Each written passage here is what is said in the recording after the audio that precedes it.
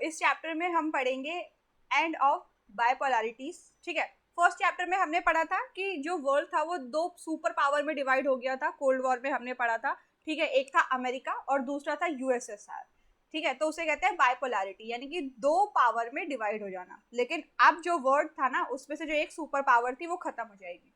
तो वो जो सुपर पावर थी वो थी सोवियत सिस्टम। ठीक है, यूएसएसआर इस चैप्टर में खत्म हो जाएगा। लेकिन यूएसएसआर खत्म कैसे हुआ उसको जानने से पहले हम ये देखेंगे कि जो यूएसएसआर था ना वो था क्या, सोवियत सिस्टम था क्या। ठीक है, तो जैसे यहाँ पे लिखा है रिजल्ट ऑफ रशियन रेवोल्यूशन, जो सोवियत सिस्टम था वो रशियन रेवोल्यूशन का रिजल्ट था। ठीक है, तो सबसे पहले जो रशिया था, ठीक है, वहां पर भी एक तरह से कैपिटलिज्म था। ठीक है, वहां पर भी जो जार था, जिसे हम जार कहते हैं, जार, जैसे इंडिया में राजा कहते हैं किंग को, ऐसे ही जो रशिया था वहां पर राजा को कहा जाता था जार। हमने पढ़ा था 10th क्लास में जार निकोलस सेकंड। ठीक है ना, तो वो जार था। तो अब क्या हुआ, तो वहां पर ना फ्यूडल सिस्टम था। ठीक है, फ्यूडल सिस्टम ये होता है कि मान लो ये रशिया है बहुत बड़ा, मान लेते हैं हम ये रशिया है। ठीक है, अब जो राजा है ना वो एक छोटे से एरिया में रहता है। ठीक है, ये राजा है वो एक छोटे से एरिया, मतलब राजा जो है वो इतने बड़े एरिया पे कहाँ अपना पूरा का पूरा काम चला पाता। तो उसने क्या किया था कि छोटे छोटे एरिया में ना, ठीक है, इसको डिवाइड कर रखा था रशिया को। और हर एक जो लैंड, पीस ऑफ लैंड था, उन पर प्राइवेट ओनरशिप होता था। ठीक है, जो बड़े बड़े फ्यूडल होते थे उनका, फ्यूडल कौन होते हैं कि एक जमीन के जो मालिक होते हैं, जैसे कि जमींदार, इनके पास बहुत बड़ी बड़ी लैंड होती थी। ठीक है, इनके पास प्राइवेट ओनरशिप होता था इस लैंड पर। ठीक है, इनकी प्राइवेट प्रॉपर्टी होती थी।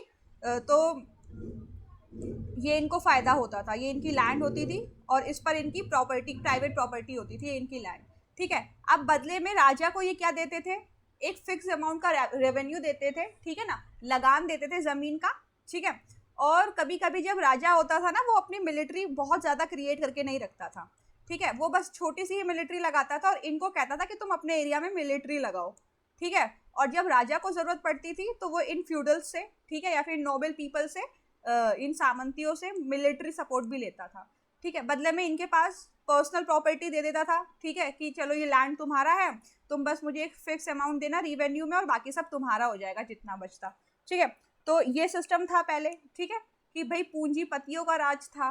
ठीक है, जिन जो कहते हैं हम फ्यूडल सिस्टम था, लैंड के ओनर परमानेंट थे। अब क्या था, ये लोग ना नंबर्स में कम थे। ठीक है, और जो आम जनता थी ना वो वर्कर्स थी वहाँ की। अब जमीन पर मान लो खेती करनी है तो खेती तो आम लोग ही करते थे, या फिर इसने कोई भी एक फ्यूडल है उसने अपने लैंड पर ऐसे फैक्ट्री लगा दी, उस पर काम तो लेबर करेंगे, लेकिन लेबर के लिए तो यहाँ पर कोई लैंड ही नहीं बची है कि वो बोल सके कि मेरा ओनरशिप हो इस पर।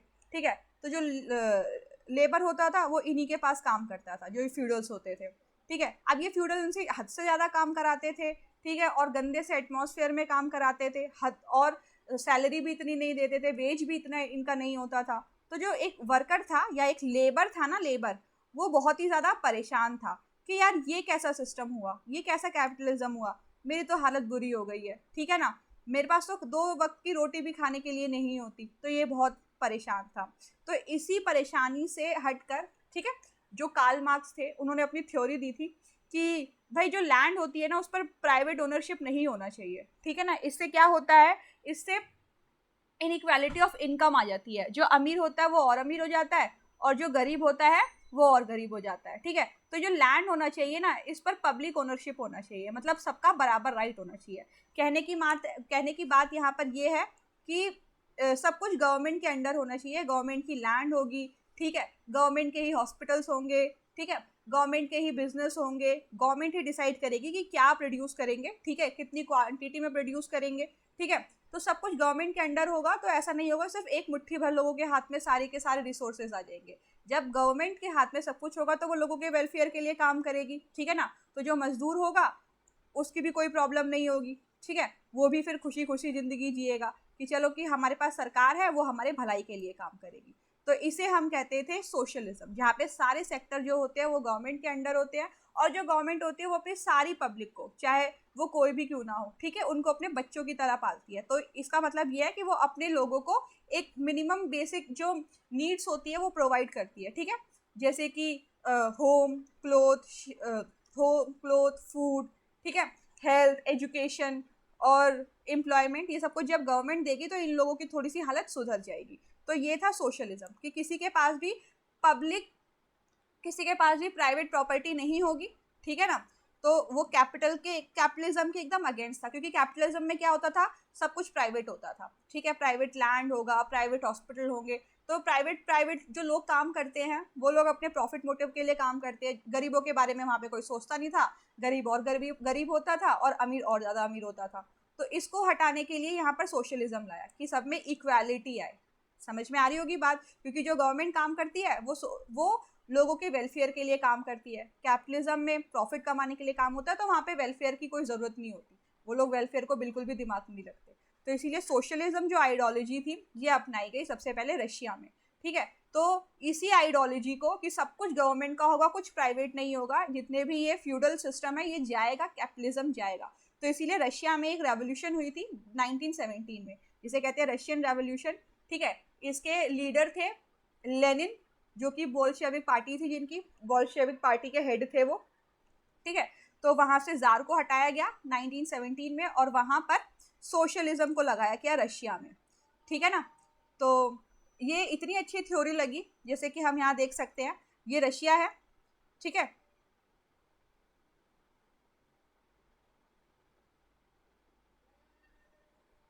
तो ये हमारा रशिया है, हमें दिख रहा है, ठीक है। तो ये रशिया है, ये रशिया में सोशलिज्म आया, ठीक है। फिर रशिया के साथ ये जो डार्क कंट्रीज दिख रही है ना, जैसे कि बेलारूस, लताविया, एस्टोनिया, ठीक है, Georgia, Armenia, Azerbaijan, Uzbekistan, Turkmenistan, Kyrgyzstan, Tajikistan, ठीक है। तो ये सारी जो कंट्रीज थी, ये सारी कंट्रीज, ये यहाँ पर भी हमें डार्क वाली कंट्रीज दिख रही है, ठीक है। इन लोगों को भी ये थ्योरी बहुत अच्छी लगी, यूक्रेन वगैरह को, जॉर्जिया को, कि भाई सोशलिज्म तो बड़ा अच्छा है, सब में इक्वालिटी आएगी। तो इन्होंने भी बोला कि रशिया सुन, हमें भी तेरे साथ ही जुड़ना है।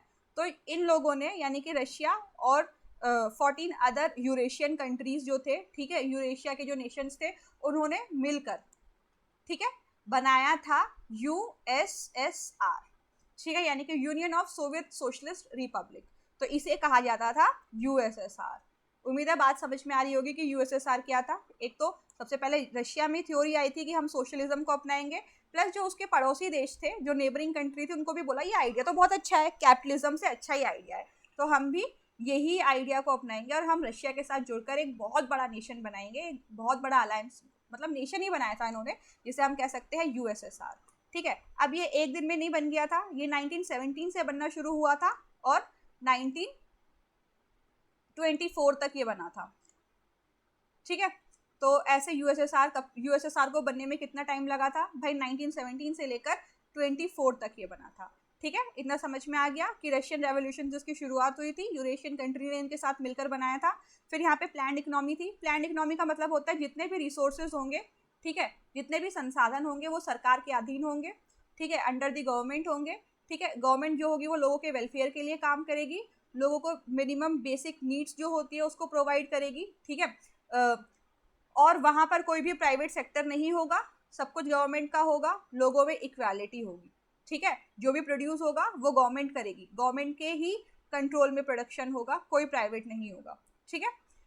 ये बिल्कुल अगेंस्ट थी कैपिटलिज्म के, तभी यहाँ पर सोशलिज्म आया था। अब आती है बात सेकेंड वर्ल्ड वॉर की। जो सेकेंड वर्ल्ड वॉर था वो 1939 से लेकर 45 तक चला था। तो उसमें जो यूरोपियन नेशंस थे, ठीक है, उनको बांट लिया गया था। जैसे कि जो ईस्टर्न ब्लॉक था, जो वेस्टर्न, ओहो, इसमें ना थोड़ी गलती है। देखो, ये वेस्टर्न ब्लॉक है, ठीक है, ये जो ब्लू वाला दे रखा है, ठीक है, ये वेस्टर्न ब्लॉक है और ये ईस्टर्न ब्लॉक है, ये हमारा ईस्टर्न ब्लॉक है, ठीक है। ये तो इसको दो पार्ट में डिवाइड कर लिया था, किसको, यूरोप को, ठीक है। जो वेस्ट पार्ट था वो अमेरिका के साइड चला गया था, यूएस के साइड चला गया था, ठीक है। यहाँ पर अमेरिका ने नेटो ग्रुप्स बनाया था, अलायंस बनाया था, याद है। यहाँ पर कैपिटलिज्म था, ठीक है, इस एरिया में कैपिटलिज्म था। लेकिन जब वॉर हार गए थे ठीक है। तो जर्मनी के दो पार्ट्स हो गए थे, ठीक है। ये रहा ईस्टर्न जर्मनी और ये रहा वेस्टर्न जर्मनी, ठीक है। तो हम कह सकते हैं यहाँ पर कि जर्मनी के दो पार्ट्स हो गए थे, ईस्टर्न और वेस्टर्न। जो ईस्टर्न पार्ट था, ठीक है, यूरोप के देखो कितने सारे नेशन है, eastern Germany, Poland, Czechoslovakia, Hungary, Yugoslavia, Romania, ठीक है। तो ये सब कुछ सोवियत यूनियन ने अपने अंडर ले लिया था और यहाँ पर फोर्सफुली कह ले या फिर बड़े प्यार से कह ले, इसने यहाँ पर सोशलिज्म को बना लिया था, ठीक है। पहले ही पता चल रहा है सोवियत यूनियन में 15 नेशंस थे, उसके बाद ईस्टर्न यूरोप के नेशन भी जब वर्ल्ड वॉर सेकेंड हार गए थे वो, तो यहाँ पर भी किसके कंट्रोल में आ गए थे, वो सोवियत यूनियन के। और यहाँ पर क्या शुरू हो गया था, सोशलिज्म। तो देख सकते हैं हम सोशलिज्म कितना बड़ा है। एक तो ये सारा एरिया, करेक्ट ना, ये सारा एरिया जो हमें दिख रहा है, ठीक है, ये एरिया, उसके बाद ये सारा जितना भी रेड वाला एरिया हमें दिख रहा है, ठीक है।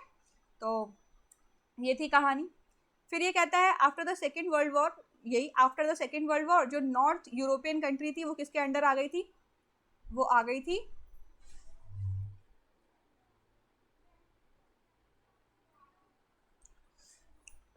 यूएसएसआर के अंडर, ठीक है। तो अब ये एक बहुत बड़ी पावर बन के आया। कैसे, सबसे बड़ी बात तो ये थी, अब इसको सुपर पावर क्यों कहते हैं यूएसएसआर को, ऐसा है था क्या इसके पास कि इसको सुपर पावर कह दिया गया। तो भाई देखो, सबसे पहली बात, यहाँ पे सारे रिसोर्सेज थे, प्रोडक्शन के लिए, डेवलपमेंट के लिए रिसोर्स की जरूरत होती है, इसके पास हर एक रिसोर्स था। इसके पास मिनरल थे, आयरन था, मशीन्स थी, एनर्जी रिसोर्सेज थे, सब कुछ था इसके पास, ठीक है।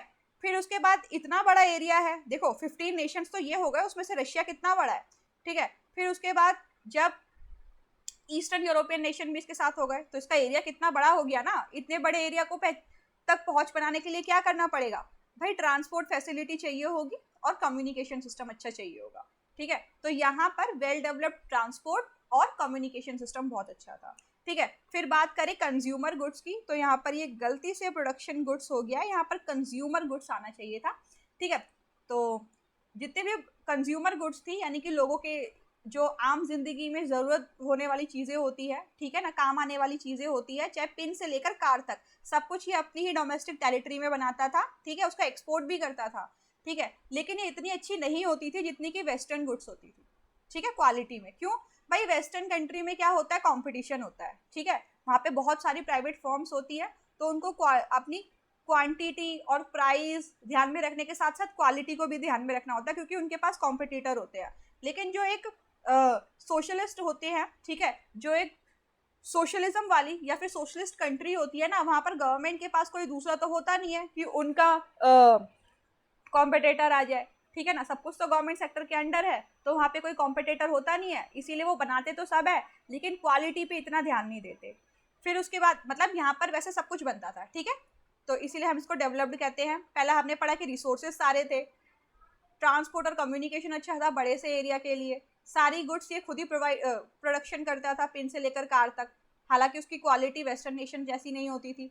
फिर होता है कि ये अपने क्योंकि भाई सोशलिज्म है, ठीक है, तो ये अपने लोगों को होम, एजुकेशन, हेल्थ और वेलफेयर सब कुछ चीज़ें गवर्नमेंट ही प्रोवाइड करती थी, ठीक है ना। लोगों के पास जो बेसिक नीड होती थी, उनको होम के लिए, एजुकेशन के लिए, हेल्थ के लिए और एम्प्लॉयमेंट के लिए भी नहीं सोचना पड़ता था, सब कुछ उनको गवर्नमेंट ही प्रोवाइड करती थी, ठीक है। तो उम्मीद है ये वीडियो अच्छी लगी होगी।